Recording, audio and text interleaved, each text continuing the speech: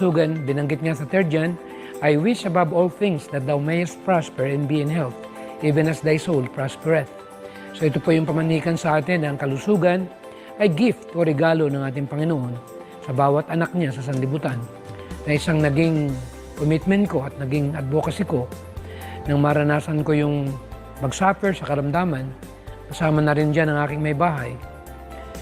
Dahil po sa ganda ng regalo ng Panginoon na binigyan kami ng ginintuang kaalaman na naging isang advocacy ko o isang pamamaraan, na ibig ko rin naman na may bahagi ko sa lahat ng ating mga kababayan na magkaroon tayo ng katiwasayan, kalusugan, na siyang tanging kayamanan na hindi dapat nating mapaagaw sa tinatawag na modernong kapaligiran. Kaya nga sabi doon, health is wealth. Of all temporal possession, it is the most precious. Actually, wealth, learning, education sometimes are dearly purchased by the vigor of health, but none of these can secure happiness if health is lacking. And it is a terrible sin to abuse health that God has given us, and such abuses might enfeeble us even for life, even if we gain such any amount of education. So ito yung isang bahagi na kahit ano man yung naabot natin, kung ano man yung taas ng ating pinag-aralan, kung ano man yung ating naabot sa buhay, o nagkaroon man tayo ng mga kayamanan, pero kung ang kalusugan naman natin, ang siya nating sinasakripisyo at ating ginagawang kabayaran, at the end ng ating na dapat ini-enjoy natin yung ating buhay, kuminsan, naiisip natin na napabayaan natin ang totoong kayamanan. Kaya ngayon pong hapon, napakahalaga na malaman natin na ang kalusugan po ang pinaka dapat na sentro o bahagi ng tao na maintindihan nila at mabantayan nila, dahil ang kalusugan hindi darating sa buhay ng tao yan kung wala tayong gagampanan. Kaya nga health is wealth. So ngayon pong hapon, ibig kong bigyan lang ng konting daan itong, kung tawagin natin, nature of disease. Bakit ang dami nagkakasakit? Kaya kung hindi natin alam kung ano yung kabuuan nito, kung ano yung pinanggagalingan ng karamdaman, ang mangyayari ay nagiging part na ng sangkatauhan yan. Kaya naging motivation ko sa sarili ko, nung nabasa ko itong librong to, actually hindi naman ako vegetarian nung araw eh. Nung nabasa ko po itong aklat nito, itong Counsels on Diet, ay nakita ko na napakaganda palang aklat ito, na siyang hahatid sa atin sa isang uri ng panibagong pamumuhay, na isang pamumuhay na magbibigay sa atin ng tinatawag na regalo na hindi natin basta na lamang na mapabayaan. Kaya yung tinatawag na pag-educate o yung pagtuturo, ito pala ang number 1 na dapat nating bigyan ng daan. Sabi nga rito, educate, educate, educate pleasantly and intelligently.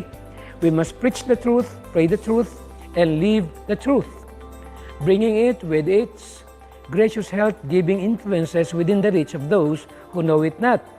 So ito pala yung bahagi na kailangan natin ng edukasyon, kailangan natin ng kaalaman, kailangan nating mamotivate tayo at mabigyan tayo ng tinatawag na kaisipan na ganito pala ang sikreto ng buhay. Na hindi naman pala dapat tayo basta na lamang nabibigay. Kaya sa edad ko po na nararanasan ko ngayon, na nung araw I was weighing 185 pounds, ngayon po 140 pounds na lang ang timbang ko. Pero hindi naman po nabago yung energy level ko. At pangalawa, marami na nga po yung nagtataka kung ano daw po yung sikreto ko, kung bakit sa edad ko to, nakapagbabasketball pa ako, nakapagbubuhat pa ako, na sabi ko, ang unang-unang gift na binigay ng Panginoon sa akin, ay itong aklat na ito. At nang nabasa ko itong aklat na ito, doon ko nakita yung napakalaking pagkukulang ko sa katawan ko. Na ang katawan pala natin, hindi dinisign ng Panginoon para tayo ay magkaroon ng karamdaman. Na yan po ay isa sa kapamaraanan ng kaaway. Kung pag-aaralan po natin yung aklat ng Healthful Living, page 60, ay binanggit po doon, ang originator po pala ng karamdaman o ng sakit ay si Satan. Naibig ng kaaway na ang tao ay hindi nila maranasan at ma-enjoy yung regalo ng buhay. Kaya nung maintindihan ko na ang kalusugan pala, kahit sino ay pwedeng magkaroon yan. It's just in there. Health is available to everyone. But the point is, we need to understand fully the freedom of choice. You can choose to be happy. You can choose to be healthy. Pero kung mali yung pamamaraan natin na hindi natin naiintindihan, for example, yung power of choice, pwede nating piliin yung side na ating papanigan. At kung maintindihan natin itong side na ating papanigan, lalo-lalo na sa area ng pangkalusugan, na kung pag-aaralan natin ang unang aklat ng 1 Thessalonians, ay makikita natin doon na ang purpose pala ng Panginoon ay maingatan natin na walang kapintasan, malusog, mental and spiritual, physical. Ito pong tatlong yan, ang iahanda natin bago dumating si Kristo sa ikalawa niyang pagdatal sa sanlibutan. Kaya napakaganda na maintindihan natin na isinulat din sa Romans 12:1, ang sabi po ron, I beseech you therefore, brethren, that by the mercies of God, that we must present our body a living sacrifice, holy and acceptable unto Him.